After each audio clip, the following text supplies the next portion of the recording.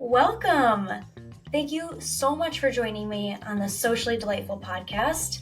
I'm Jewel, human connection enthusiast and your host, and this show is all about delighting in yourself, delighting in socializing and in others, and creating truly supportive, delightful friendships and relationships, even in our modern world with our modern stress.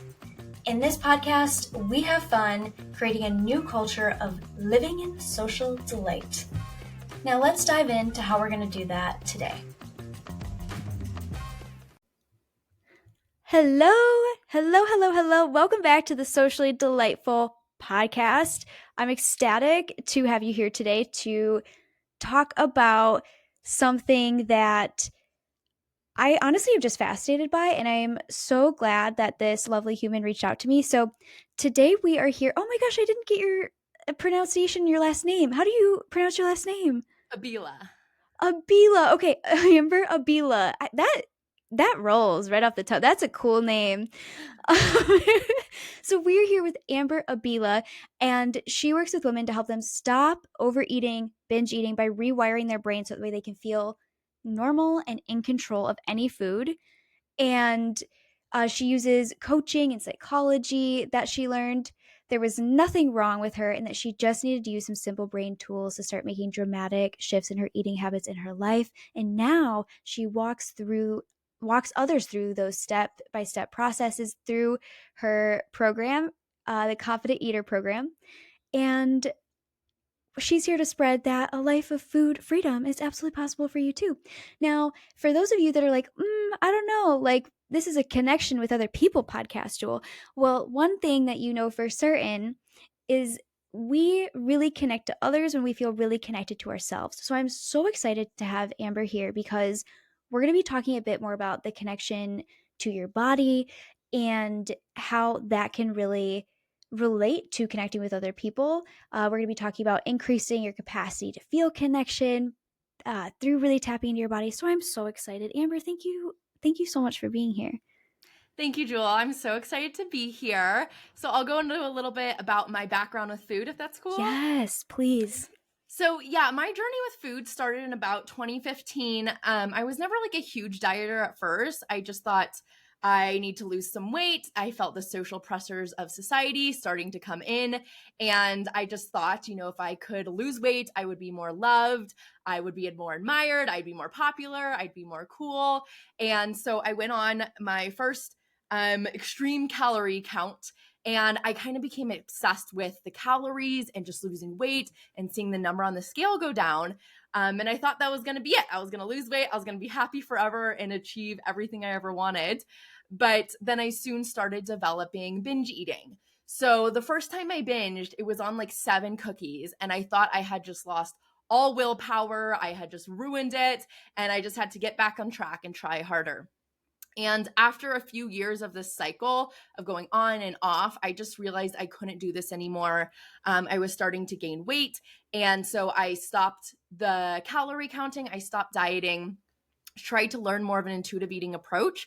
And while that worked for a little bit, I still kind of had this diet culture mindset running in the back of my head where I was still trying to lose weight. I was still trying to control my food. And then around 2018, 2019, that's when it started getting bad again. I was in college at the time. I was in a sorority. And so again, I started feeling a lot of these social pressures to be thin, to look a certain way. And so this was when I did kind of the more full-blown dieting, intermittent fasting, cutting out sugar, going back to calorie counting. And I just found myself that I could not stop eating. And I remember just telling myself, like, I will do anything just so I can feel normal around food. I don't want to think about food all day anymore. I don't have to go into my sorority house or be with roommates and like sneak their food and be eating in private because I didn't want anyone to see how I was truly eating. So this created a lot of disconnection, both within myself, but also how I was showing up for others, because I knew I had this like secret habit that was happening in the background that I never wanted anyone to like find out about me. I wanted to just like keep on this perfect image to the outside world. And one thing that really changed everything for me is when I started viewing my binge eating as a habit. So I did go to therapy for binge eating. I did like literally read all the books, researched everything on Google. I remember getting to like page 50 of Google one day of like how to stop binge eating. But once I started viewing it as a habit, I realized that there was nothing wrong with me, and I had just formed some habits that my brain got really used to around food. And then I realized that I wasn't broken. There wasn't anything wrong with me. I just needed to learn how my brain worked. So I started learning about how habits are formed, how we break habits, and that really simplified the process for me of how to stop binge eating. And I ultimately realized as I started finding more coaches and more techniques that helped me with these habits, that I also wasn't alone in this.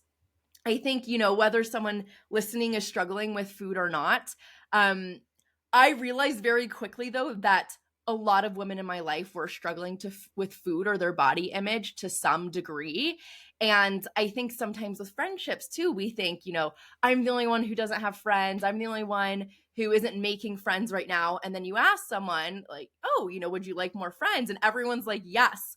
And so I think I hid these struggles from a long time until I realized that, there was nothing wrong with me and really was so much more common than I had imagined.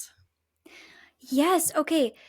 One thing that is really important for everybody listening to hear too, because a lot of what this podcast is about connecting with other people, literally delighting in that. And whether it's friendship, conversation, or just like leading. And so many people, I want you all to hear this, especially for those of you that really like listen to the social perfectionism episode and was like, oh my God, that's me. I want y'all to notice that in Amber's story, a lot of it was, oh, I need to be perfect. This is what society expects of me. Amber literally said, and I'm paraphrasing, suppose so maybe she didn't literally say, but she mentioned how, oh, if I looked this way and was perfect in this way, then I would be loved. She also, and one thing we know about social anxiety is really the fear around something being revealed. And so for everybody, they have their own different brand of that, right? We also hear in Amber's story that, oh, I'm going to isolate myself. I'm going to be anxious and do not want other people to see this thing that I am ashamed of. So, especially for those of you that maybe don't relate as much as the struggles with food, but relate to the themes of perfectionism and self esteem and overthinking habits, because that's also a habit as well. I One of my clients, towards the end of working together, she was like, she was telling me, she was like, it's so funny now because now when I come home and I go and I see my bed, my brain goes, yep, time to overthink. And she'll be like, what? I don't even believe any of this anymore. Or like so we were talking about habit interruptions and things like that. So it very much is related. Now, so thank you for sharing that, for diving into that. I think recognizing that it's a habit is so helpful. Same with overthinking, and also recognizing that so much of this as well is also, let's be imperfect. Let's create not just like the self-confidence to maybe like show up in the world, but also the self-esteem to hold ourselves kindly and to find our enoughness and really connect with what do I really need, whether that's connect with what do I really need in this connection with somebody, or what do I really need for food in my body. So I'm so beautiful. Thank you so much for sharing that. I know that you also mentioned, you told me before we hopped on or started recording, that loneliness was also a trigger for you that had you binge eating. Can you tell me a little bit more about that? Yeah, so I think, I've always been good with making friends, but I almost have always thought I don't have enough friends though. Like there always needs to be more. And so anytime I'd have a moment of loneliness, or I've dealt with a lot of relationship struggles, done a lot of work around dating as well, and I felt like lonely a lot of times with that, whether it was like the partner I was with at the time didn't feel really connected with, or I felt anxious around. And I find for a lot of people, loneliness can be a big trigger for emotional eating. And I think it's for a few reasons. One, I find a lot of times people feel lonely on weekends. And this is when we're seeing things on social media, we're seeing other people going out, and we imagine that everyone else in the world is doing something except us right now. And so we're alone, we're at home, and we want to feel better. And I also think boredom is a part of it too. If we are not going out and we're just sitting at home, a lot of people don't really know what to do outside of work. They have no hobbies, they have no other things they like to do for fun. And so food becomes their fun. And then, really, when we're lonely, I think we're in this heightened state of just kind of sadness. And when we want to feel better, if you have this habit of, when I want to feel better, I use food, then you're going to get that urge to go to food. And most of us don't have the necessary tools to sit with and process those emotions. So we just feel this uncomfortable thing and we just want to get out of it right away. We don't want to stay in it any longer. And so that's always where I would find myself going for food, is I'd feel unworthy, I'd feel lonely, I'd feel bored, and I didn't want to sit with that because I didn't know sitting with that emotion was an option. So I would just go to food right away because that was my habit that I had created for so many years. Yeah. And I love that you pointed it out too. Like, okay, like people get lonely on the weekends, and these common things. I think it would really help my listeners really feel seen, and really, because it's one thing to be like you're not alone, and it's another to be like, oh, really, me too. So I appreciate that, and I think because you mentioned like, okay, a lot of us don't have the tools as well. One thing that is also a truth is that even when we learn the tools, because a lot of times people will come to me and they'll be like, Jewel, I'm meditating, I'm journaling, I'm whatever, or they'll be like, right, like I know that I need to breathe to process this emotion, but a lot of times we need to have that esteem, that self-esteem, safe, accepting place within ourselves to not make the feeling wrong, and in order to be understanding, and again to really process and almost like be like a conductor for that emotion, which is a whole big other topic, but you can see how that works with relationships, and and with confidence, and with your relationships with everything else, because truly what Amber is talking about right now, right, is a relationship, is a connection with food, and how it was at one point in time dysfunctional. And so just like really painting this image for everybody and really like seeing the ties, I think it's also really helpful. And not to like keep hammering this home, like if you don't relate, because I'm sure a lot of you relate, like a lot of y'all are women, and this is our society that like praises women for being thin and yada yada. So not to like keep hammering it home, but I also just want y'all to see how the way we do one thing is the way we do almost everything. And so I also think this is really valuable for everybody to hear, because you can see this in different ways and know, okay, this is how like perfectionism is showing up here, this is how feeling shame adding to the story, this is how not processing this emotion, this is how not being an accepting place for myself like really shows up. So I think too, with loneliness being a trigger, it's also oftentimes when we're feeling lonely, we also are feeling rejected in some kind of way. Whether that be, you mentioned like having anxiety around, I don't know if I have enough friends, which is very common, by the way. So like, I don't know if I have enough friends, things along those lines. We can interpret, oh, these friends are getting closer over here, or these coworkers are like really bonding, or I have like really 5 close friends, but I'm not really close to these people. And we can feel lonely, but we can also feel rejected. And one thing that we know, y'all, is that rejection lights up the brain the same way when we're experiencing physical pain. It's such an intense emotional pain because our connection is such a fundamental need. So feeling rejected like really deeply hurts. And so it makes a lot of sense as well that somebody would try to shove that down, ignore that, try to bypass that kind of pain, because it really is much more intense than other emotions too. Right. And I love that you mentioned that, because I think sometimes we tell ourselves like, oh, I shouldn't be feeling lonely right now, Right. like I should just get it together, but knowing that like there's an actual response happening in our body to that emotion. Yeah. Yeah. And loneliness, right? Like it's just a craving for connection. It's just like being thirsty. Mhm.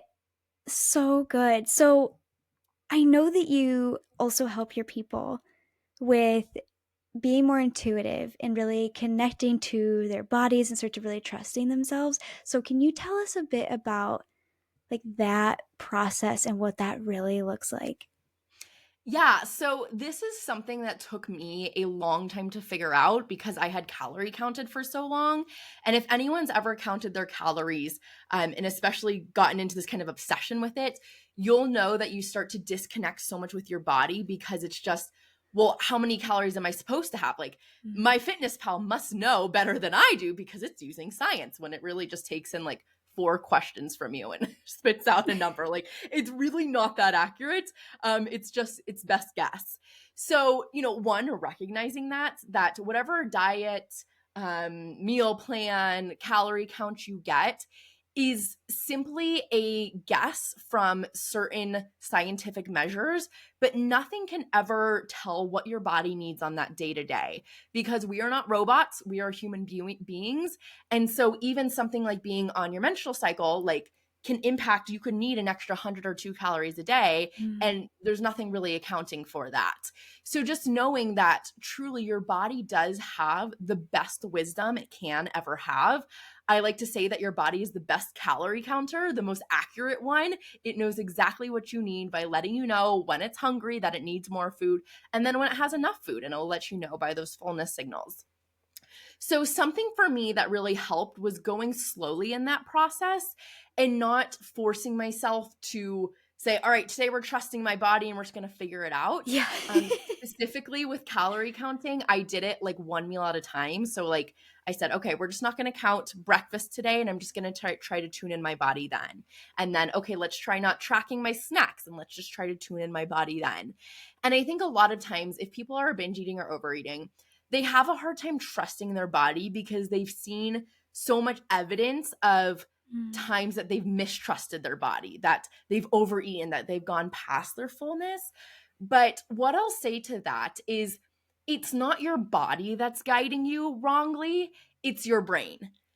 Chances are you know that you're full. You know deep down that you don't need any more food, but because you're dealing with these habitual urges, because you're not really sure how your brain is working and why you're wanting the food in the first place, you mistake it as, oh, my body wants the food. But if you really tune in, like, you'll realize my body's like, I don't want more sugar. I feel this sugar rush. I feel this buzz going through my veins. Like, it will tell you I'm done.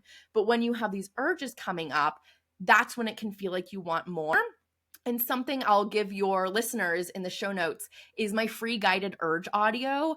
And this is an audio I designed to help you through when you have these urges, because I know how hard it can be when you have this urge come up and you just don't know what to do. You just feel like you need the food, even though you know logically you don't.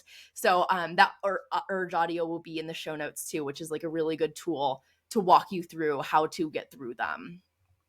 Yeah. And again, it makes a lot of sense too because we might think, because one thing people say to me a lot, just out in the world, when I'm like, yeah, I help people with connection and social confidence, they'll be like, I just have a low social battery. And I'll be like, no, most of the time you don't. Like, connection is a fundamental need. But a lot of times, same, like, very similar vein, like, they are so in their heads and it's so much work to go out and to socialize and they feel like they have to perform, then authentically connecting just isn't there.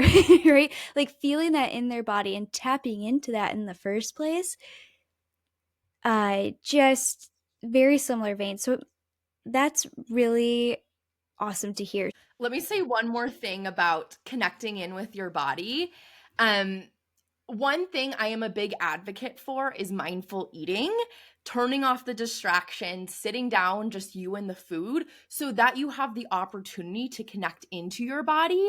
Because when we're on our phone, when we're at our work desk, like doing all these things, it's a very head based activity. We're very in our heads thinking. And when we're in our heads, what we're not doing is being in our body. And I bet it's the same thing. It's when we're out, when we're connecting with people, if we're like half scrolling on our phone, we're kind of like keep checking it. We're not really being present with what we're noticing in our body and that feeling of connection. So I think it could go both ways with that. And I know it's hard to get off of our screens at time because like we really are so addicted to them. We Yeah. always have them. If you've ever tried to go a day without your phone, it's like, oh my gosh, what if someone's saying something? But using it as a practice, as an opportunity to connect inwards with yourself and to get used to just feeling bored sometimes. Like sometimes eating is a little boring. Sometimes, being at a party with people you don't know is a little boring and a little awkward. But I think when you can start to become more comfortable with that, then you can really start to tune into what you want and what your body really needs. Yes, yes. And that going slow, that mindfulness, we also know is really helpful for processing any negative emotion, including anxiety if somebody has social anxiety. Mm-hmm. So, not making it wrong, not making the boredom wrong, and like this is something I have to solve. But one thing I love about what you said, Amber, is that you started slow with this process too, where Mm-hmm. you were like, okay, we're not going to count my calories for breakfast. We're just going to eat. Like, what do I need? Like, tapping into that and building up that skill. Because for somebody listening, that might sound really hard right now. And like anything, it gets easier with practice and repetition, like expanding your self trust of like, okay, I really tuned into what I really needed. And it wasn't that I was going to binge the 7 cookies or whatever you mentioned in the beginning, right? So I love that so much because it really does so much, it relate to so many other areas, I think, of life in general, whether that be connection, social confidence, really tuning in to yourself. And also, if this is like a new skill, just being really patient with yourself and knowing that it's something that you build and you stretch over time. It's something that expands over time. And we are all at different starting places for that. So, and this actually, let me just get your opinion on this, Amber. I think too that if somebody has a goal of losing weight, that calorie counting, trying to do it quote unquote right, really kind of makes that harder because then it's like it's never good enough. It's never like, oh, I didn't do it right enough. I didn't do it perfect enough. I should have done this. I should have done that. And what that creates for everybody is like a cycle of really fast and really heavy emotions, right? Really fast where it's like anxiety and overwhelming. Come on, just do the damn thing. And then it can be really heavy. And that's, I'm assuming maybe where a lot of the binge eating would happen would be like in like shame and in doubt and like not enoughness, inadequacy, like loneliness. Like then it pairs down to those heavy emotions, and then what happens in those heavy emotions is you start having like a perfectionistic fantasy of this is how I'm going to be better and be perfect next time, and it speeds up into the fast. And again, this applies for all areas of life, but that again makes it really hard to go out and do whatever it is you are trying to do, whatever goal you are trying to approach, whatever result you're wanting to create more of in your life. And I think how we break out of that is by tapping into ourselves and finding enoughness. And my thing I want your opinion on is because I don't want to be like also like praising like weight loss in this episode. And I like my editor Nick probably cut this, but not this part, Nick, but but he probably cut where I was like trying to figure out what I wanted to say, because what I wanted to say was like, do you feel like that helped you lose weight in the long run? Like what were your results from that? But I also just don't want to praise it either, but I'm just curious on your opinion. Totally. So when we are counting calories, there is this like artificial limit of like, I can't go over my 1800 calories of a day. And so sometimes people will argue, well, I can eat whatever I want within those 1800 calories, so I don't feel like I'm restricting, but your brain still sees a limit in place. But I can only have 1800 calories. And so it still feels like you're never getting enough food in, even if you are eating enough for your body, even if you're having 2400 calories a day, there's still this feeling of I'm not getting enough food, or I want more. And this is a big thing I do work on with my clients, is this feeling of I want more. And this is coming primarily from our survival brain. getting scared that food is disappearing from the face of the planet because you've restricted in the past, it interpreted that past restriction as a famine. And so it's trying to make sure that you don't go into a famine again by encouraging you to eat a lot of food. But yeah, we have to start to see how we're not having those rules, we're not having those restrictions, we're not doing those limits anymore, because once we get into that abundance mindset of food, then we can let go of this need to hold on to everything and to have, the 6 brownies because I don't know when I'm going to get brownies again. So yes, ironically, when we let go of these rules and restrictions, when we start to trust that like we are getting enough, I can just have one brownie and I'm gonna get another one later, whether it's tonight, tomorrow, in the future, like I'm not restricting anymore. That actually helps you eat less. And that's always like the thing my clients struggle with the most is how does allowing myself permission to have this actually mean I'm going to have less or lose weight? But in my story, it was the second I did that and the second I let go of this attachment to I need to lose weight right now and I need to be perfect. The second I let that go, I started losing weight. And I ended up losing about 20 pounds on my journey, not because I was like super trying to and like I was being really strict, but because I was finally trusting my body and letting it do what it knew how to do best versus having my mind trying to control everything based off all the diet rules I learned. Oh, so well said. So well, yes, thank you for answering that. And that's also so helpful because it relates to every goal ever, whether that is like if you just want to go to the gym just for like mobility and like muscle reasons, or like if you are increasing your the capacity to be social, like to have a social battery. It really goes for everything. That if you are restricting, putting rules on it though, or if it has to be this way, it's so much harder. And I didn't know that, and I appreciate you sharing that your body and your brain can go into, or not really your body, but your brain can go into, oh my gosh, we're going to have a famine. So it sounds like binge eating would happen in the fast emotions and the heavy ones too, which makes a lot of sense, because some things that sometimes clients will do is they'll like reach out to everybody, fill up their social calendar, and then they'll be like, I don't want to do any of this. I'm going to go hide from the world, like that tendency. So I think that's so helpful for everybody to hear, is because that was one thing I did too, was I was like, I just have to make people like me. I have to be super likable. And so I'm going to learn all these, like, and everybody online that like does this for the most part, they're all like, I don't know, like bros trying to get women in bed. So it's also really creepy. But I learned like all of these like charisma hacks because I was like, I got to do it right. I got to get people to like me. And that made it so much worse. So much worse. Like once I really started accepting myself, breaking out of that fast and heavy cycle, had enoughness, had acceptance, and then was started to build the muscles from that place, like build okay, how can I just focus on being really connected to this person and increasing my capacity to feel connected and feel that emotion in my body. That's when things radically started to shift for me.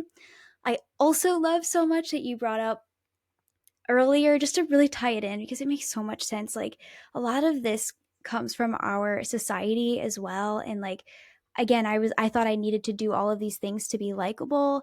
You thought like, okay, I needed to like be this size to feel good about myself and for other people to feel good about me. And I think everybody also being aware that that's what our brain and our body are trying to do. They're trying to make sure we belong. And whether that's, oh, I feel good enough to belong, whether that's like I'm wanted to belong, like that is such a hidden driving force for so many things too. So good. Okay, well, I have a couple of stories I want to share with you so that we could get your feedback on and just have some fun. Yeah. I'm so excited. So I do Pilates sometimes too, but yeah, I just do it for fun and to keep healthy, but not to have abs, and I'm good with that. My husband is also fit and healthy, but he has no desire to take steroids, which I think is good. So the four of us are on vacation, and I noticed that Maya and her husband are getting the least calorie drinks, the smallest dinners, no dessert, black coffee only, things like that. And again, it's not really my business, and I guess that's how they keep such perfect bodies, so as long as they're happy, and they seem to be. Maya's favorite saying is, I don't drink calories. My husband got me a Starbucks coffee one morning and got the same for Maya just to be nice, as she did not touch it. She tried to be polite because my husband didn't know, but yeah. So we're at the resort for like a week and we had a lot of fun. However, when I got home, I received a text from Maya basically saying that she was upset for how I acted the whole time surrounding her diet. And I was like, what? What did I do? And she goes on to tell me that drinking full of calorie drinks and coffee in front of me, you and your husband sharing dessert and eating pasta, I just felt like you were rubbing it in my face. And I was like, girl, what? I'm sorry that you felt that way, but I didn't mean it like that. We were just simply enjoying our time and our food. She then says that I was being rude about how we can eat whatever because our goals aren't as far. Honestly, I was a little offended after that and just said, listen, I'm sorry if you took my eating and drinking offensively, but I wasn't even thinking about you when I did it. I apologize that my husband brought her a sugary coffee because maybe that was tempting, but he didn't know and he was just trying to be nice. So am I the asshole? What do you think, Amber? I love this story because I think a lot of people can relate to it, or when one friend is on a diet and you're not, and you're like, well, I don't want to be on the diet, but or I hear from my clients all the time, like, when they're starting with me, I've been asking my husband to keep me on track. And it's like, it is not the people's job in your life to keep you accountable. That is your job. So, the friend Maya, that is on her. If she wants to stay accountable to herself, that's her job. You can't do anything unless she's asking you specifically, hey, can you help me stay accountable with this? I'd like to have you just remind me of some things, like maybe. But ultimately, I think the key in here is remembering that these two people are on different journeys with different goals. Maya clearly has some very specific health goals that to me sound a little bit disordered. Yeah. But it's not our job to be like, oh, our friend's disordered eating, and so Right. you can't get mad at me because you have your own shit to work on. I can also relate to this. I had a college roommate where I was starting to recover from my own stuff. And she was constantly talking about how little calories she was eating and tracking her calories and how much weight she lost and how happy she was and how excited she was to lose more weight. So she finally get all the hot guys and things. And it drove me insane. And I lived with her. So I personally chose to have a conversation with her because it just got to the point where it was, even though she can't technically impact my thoughts and feelings, it was triggering me a lot. Yeah. And so I sat down and I had a conversation with her saying, this is something that I've struggled with a lot. And I've had a hard time in my journey with trying to lose weight all the time and struggling with calorie counting. And so I would appreciate it if you just kind of keep those thoughts to yourself. You do what you want to do, but that could be a similar idea to do here of if you feel like this is a frequent thing that's happening where she's getting mad at you for this and just saying, hey, look, I have different goals than you. I appreciate that you're getting healthy and you have all these amazing fitness goals, but that's just not my personal goals. And it hurts me when you get mad at me for doing my own thing because I'm a different human in this. Right. And I also think there's a level of, for a lot of times in friendships, we just expect, well, any relationship, we just expect those people to just know. And this is one of those instances that Maya also just didn't communicate that, hey, I am really working on this. This is, right, like this would be really tempting for me. Because I think then they could have had this conversation of, well, I don't want to do that. Like maybe I am on vacation. I want to have dessert. I love that, if my husband gets me Starbucks in the morning, whatever it may be. But there was no communication and just expectation on Maya's side. I also agree with you, although we cannot say like what is disordered eating or to call that out. Like that's not the thing here. I'm also curious though, and this is a little bold and brash, but that if you're getting that upset with your friend for just doing their thing, I would also try to, and this would definitely be an in person conversation, just be like, and this goes for anybody, by the way, if you're confronting any friend about any of their behaviors, nobody does well with like, you're doing something wrong. Nobody responds well to that. But I do think this might be an instance where our writer here could say something along the lines of, you just got really upset and I didn't know, you know what I mean? Like, I just want to make sure that everything's okay with you. Like, how are you feeling about what you're doing? Because it sounds like part of the reason that this bothered Maya so much is because it's like very intense right now. Right, and that's what I sense is a lot of food anxiety, which is Yeah. I mean, I can totally relate to Maya, that's where I was, and when you have that much food anxiety, like anything I mean, I went to Red Robin once and my mom was like, "Do you want the broccoli or the french fries?" And I had like a full-blown panic attack for her asking me if I Mm. wanted french fries and going through my mental calculations of, "Is that too many calories? Like, should I have them? Should I not have them?" And, it's not my mom's fault. She was just asking me a question, but it was because I had my own internal stuff going on with Yeah. I just felt so much pressure to stick to my diet and be good all the time. So yeah, I think it'd be a great idea to just be like, hey, like I'm a little, I'm just worried about you and I want to make sure that you're feeling good in your body and yourself. So like, how have then things been going with food? Like, do you feel good with what you're doing or do you feel like something I don't know if you want to, you got to be careful with the wording because again, you don't Mhm. want to be like you're doing something wrong, but I think just being really curious and having an open Yeah. conversation about it can always be helpful. Always, always, right? And I think as well in something like this, because as women, just in general, we hold each other to higher standards. We're perfectionistic, right? With our bodies, with ourselves, with our behavior, with how we socially perform. And we also project that onto other women. So I'm going to read the comments. I have not read them yet, but I'm going to guess that people are about to be really hard on Maya. And what I want to offer, and this isn't true for every case, obviously, there's case by case differences, there's spectrums here, but I want to offer that is as somebody who is they clearly are very close, like they called each other, I believe, best friends in this post, is that we want to also extend more empathy. Like, okay, right, she might have a lot of food anxiety happening right now. How can I approach that with curiosity and empathy for a friend and just care for a friend? Based on what we know right now, it doesn't sound like the friend's like emotionally abusive or critical, or things like that. I do think just for anybody listening, because it might be like, oh no, bad friend, like we're quick to do that. And I think this is an instance where if we want to have a support team, we got to be a support team. So there's that. So some of the comments say, um, you're like, a lot of them are saying you're not the asshole, but yeah, one of them goes, haha, she's being a bitch.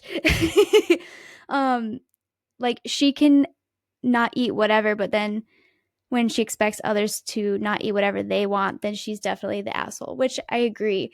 But a lot of people are like, she's being absurd. She has no right to dictate what foods are consumed by other people in their vicinity, which is true.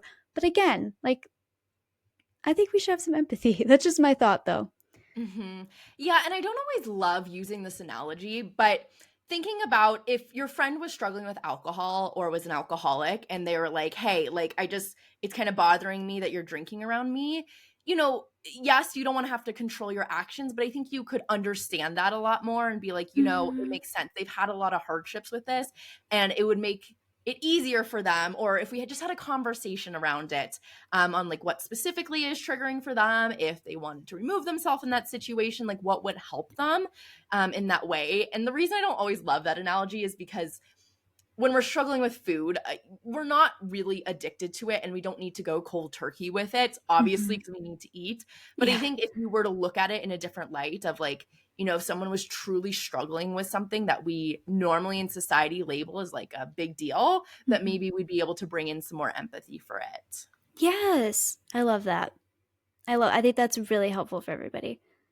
Okay, so I have one more and then we got to pop off, but this has already been fun. So this one's coming from the best of Redditor updates, and it's called "She Broke Promises to Her Boyfriend While He Was Out of Town." And then they put in quotations, but not really. I, 25 female, broke promises to my boyfriend, 25 male, while he was away dealing with parents' health issues, and I feel awful. Like the title says, I betrayed my boyfriend while he was taking care of his sick parents. I don't know how to fix things. My partner and I have been together for 3 years, living together for 2, and we moved to a new city for work. About 6 months ago, my boyfriend decided he wanted to work on his personal discipline and decided to take some pretty drastic measures. Namely, starting to go no fap, which is what? Do you know? Like not masturbating. Oh, really? Oh my god. Okay. Well, he did that. I thought it was a diet. Oh, you know Oh what I'm my god, thinking of? that's so funny. That is so funny. I thought it was like FODMAP. Anyway, well, he That does. is a diet, but No, I think they're referring to something else.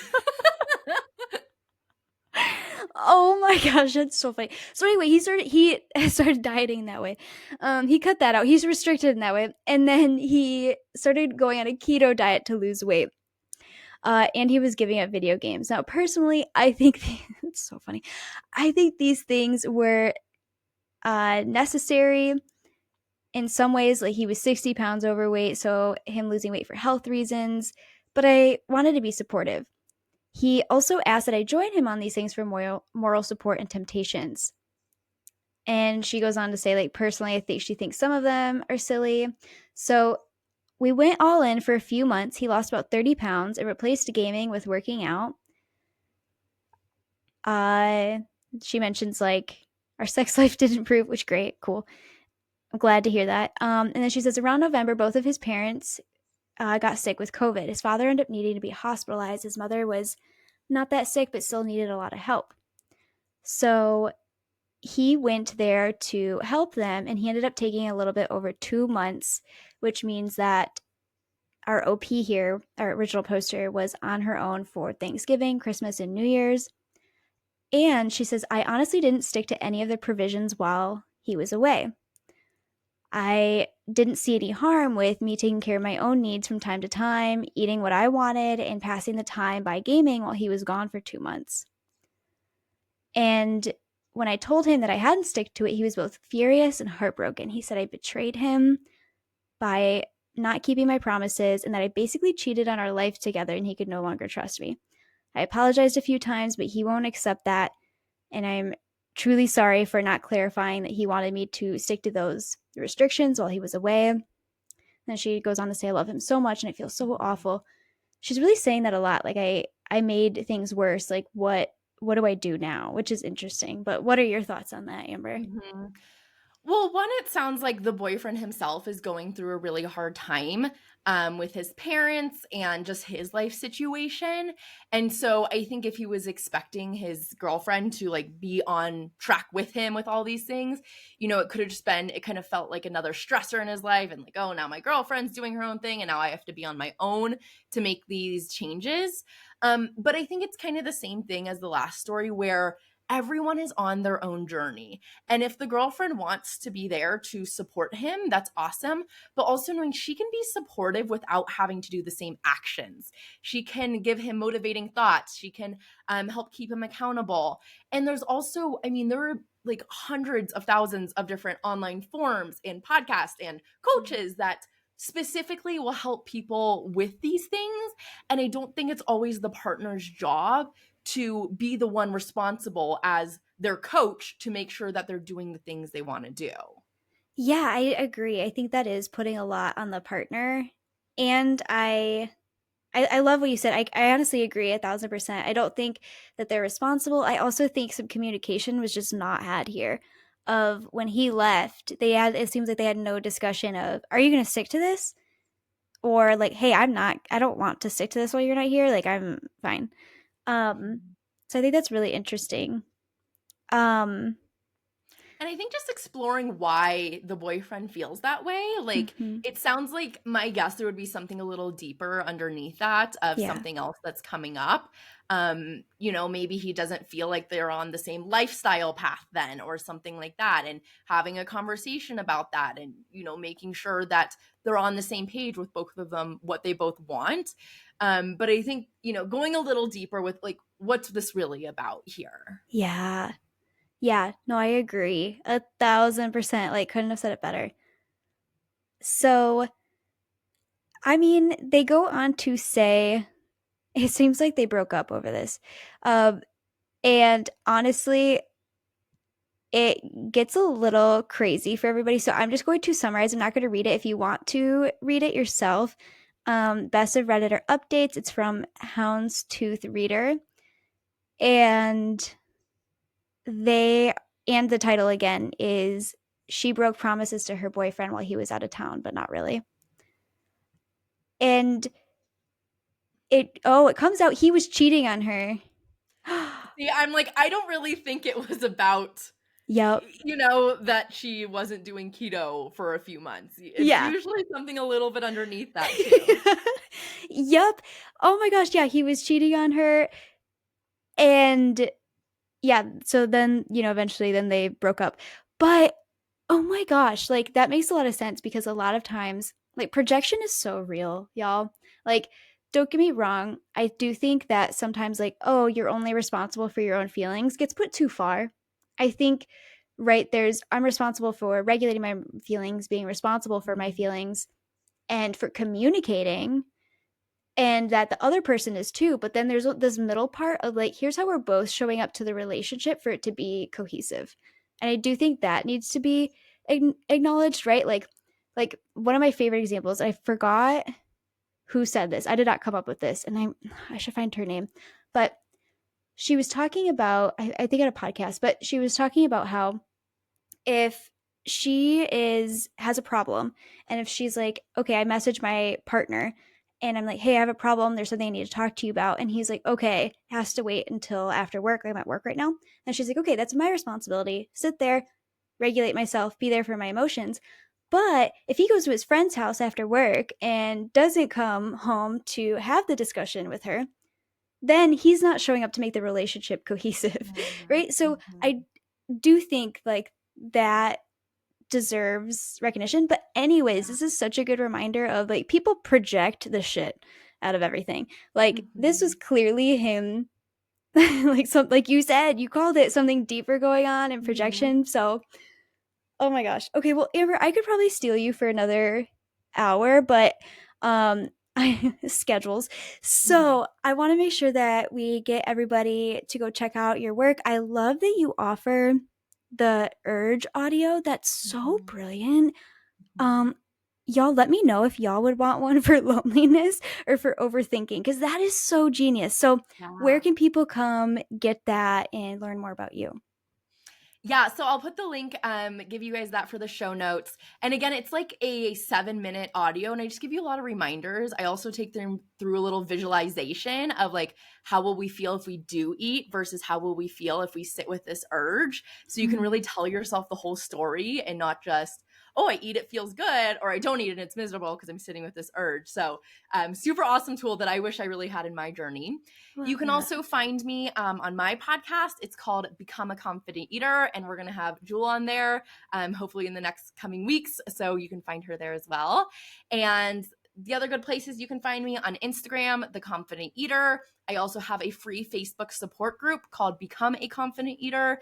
And those are probably, and then my website is theconfidenteater.org. That's where you can find information if you want to work with me. I have private coaching and a group program. So that's the best place to connect with me. Beautiful. Okay, everyone, The Confident Eater, go check her out, go support her, go send her some love. And thank you so much for listening, Amber. Thank you so much for being here. It was so fun. Thank you. Thank you. I had so much fun. Thanks for joining me on the Socially Delightful podcast. I'm Jewel, and I'm truly so grateful that you came and hung out with me today. If this podcast meant something to you, it would mean so much to me if you left me a review so that way I could keep making content that you love. And if you really want to make my whole day, share this podcast to your Instagram story and tag me at Connection with Jewel so I can shout you out. Or send me a message and let me know what resonated with you or what you want to hear next. And I'll see you at the next episode.